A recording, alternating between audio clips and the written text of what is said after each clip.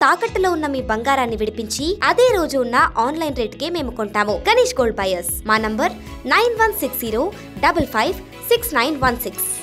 హైడ్రా రంగనాథ్ హైకోర్టుకు రండి. హైదరాబాద్ కమిషనర్కు న్యాయస్థానం సమన్లు.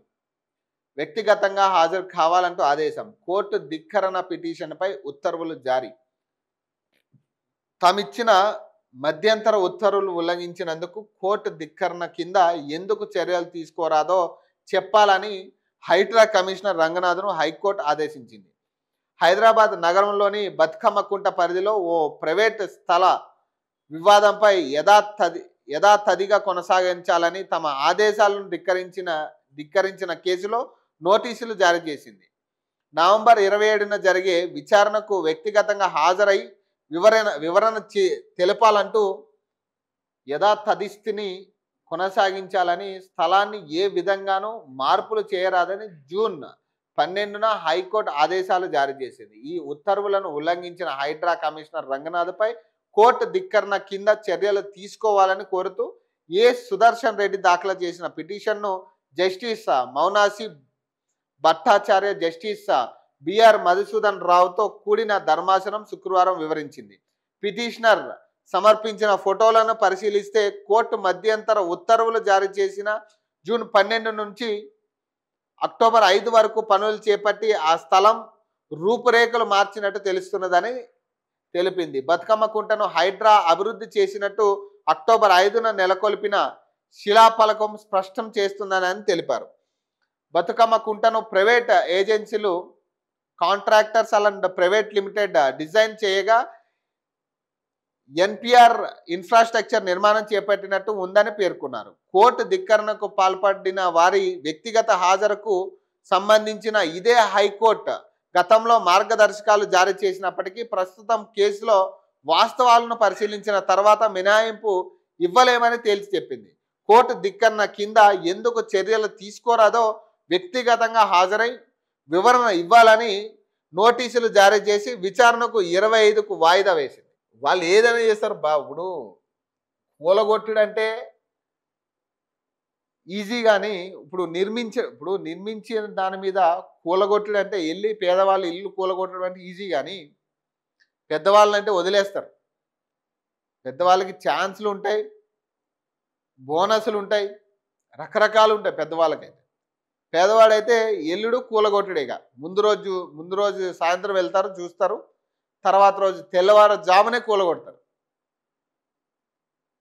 వాటికి క్లారిటీ ఇవ్వరు.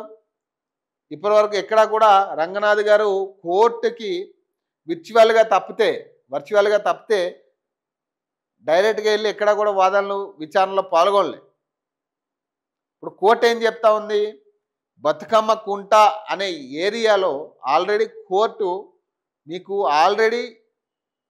పిటిషన్లు దాఖలు చేసిన తర్వాత, స్టే ఇచ్చిన తర్వాత మీరు ఎట్లా దాని రూపురేఖలు మారుస్తారు? మన బతుకమ్మ కుంట ఓపెనింగ్ చేసిరుగా గ్రాండ్గా కాంగ్రెస్ పార్టీ నాయకులు. హైడ్రా రంగనాథ్ శభాష్ అంటూ కూడా నినాదాలు చేసిర్రు. మరి ఇప్పుడు కోర్టు అదే అడుగుతుంది, మీరు ఎట్లా దాని రూపురేఖలు మారుస్తారు? స్టే ఉన్నప్పుడు కోర్టు తీర్పు ధిక్కరణ ఎందుకు చేస్తున్నారు మీరు అని కోర్టు నిలదీస్తుంది ఈరోజు. మరి మీ మీద చర్యలు తీసుకోవాలి కదా, ఇప్పుడు ధిక్కరణ చేసినందుకు, కోర్టు తీర్పుని ధిక్కరణ చేసినందుకు మీ మీద చర్యలు తీసుకోవాలి కదా అని కోర్టు ఈరోజు అడుగుతా ఉంది. సో విచారణ 27కి వాయిదా వేసింది. 27న దీని మీద విచారణ చేయబోతా ఉంది న్యాయస్థానం. సో డైరెక్ట్గా రంగనాథ్ గారు వచ్చి ఆయన వివరణ ఇవ్వాలి, ఎందుకు బతుకమ్మ కుంట మార్చారో చెప్పాలంటూ కూడా కోర్టు ఆదేశాలు జారీ చేసింది. చూడాలి. ఇక ఇప్పుడు ఇంకొక విషయం ఏంటంటే, హైడ్రా అనేది జూబ్లీహిల్స్ నియోజకవర్గంలో ప్రధానంగా బోరబండ ఏరియాలో చాలా ప్రభావితం చూపించింది. దాని ఎఫెక్ట్ కూడా ఈరోజు కనపడుతుంది. ఇక రంగనాథ్ గారు అంటారా, ఇక ఆయన పేదవాళ్ళ ఇల్లు డైరెక్ట్గా కూలగొట్టే పరిస్థితి తప్పితే పెద్దవాడి జోలికి వెళ్ళాలి, పెద్దవాడిని కూలగొట్టాలి, పేదవాడికి పెట్టాలని ఆలోచన ఎవ్వరికి లేదు. మీరు కూలగొట్టుకోండి, మీకు ప్రభుత్వ స్థలము అని నిర్ధారణ జరిగి ఉంటే కూలగొట్టవచ్చు. ఎప్పుడు ఉన్నవాడికి ఎటువంటి ఆధారాలు లేకుండా అక్రమంగా అక్కడ ఉంటే, అన్ని లెక్కలు అన్ని పత్రాలు చూపిస్తున్న క్రమంలో మీరు ఎట్లా కూలగొడతారు? 20 ఏళ్ళు 30 ఏళ్ళుగా అక్కడ ఉంటున్న వాళ్ళ ఇళ్ళని కూలగొట్టారు మీరు. వాళ్ళు అన్ని ఆధారాలు చూపిస్తా ఉన్నారు, ట్యాక్సులు కట్టించుకున్నారు, కరెంటు బిల్లు కట్టించుకున్నారు, రోడ్లు వేసారు గవర్నమెంటే. వీటికి సమాధానం ఉండదు. ఇప్పుడు ప్రభుత్వ భూమి మీరు తీసుకుంటానంటే అందరికీ హ్యాపీ, ప్రభుత్వ భూముల్ని మీరు రికవరీ చేస్తా అంటే అందరికీ హ్యాపీ.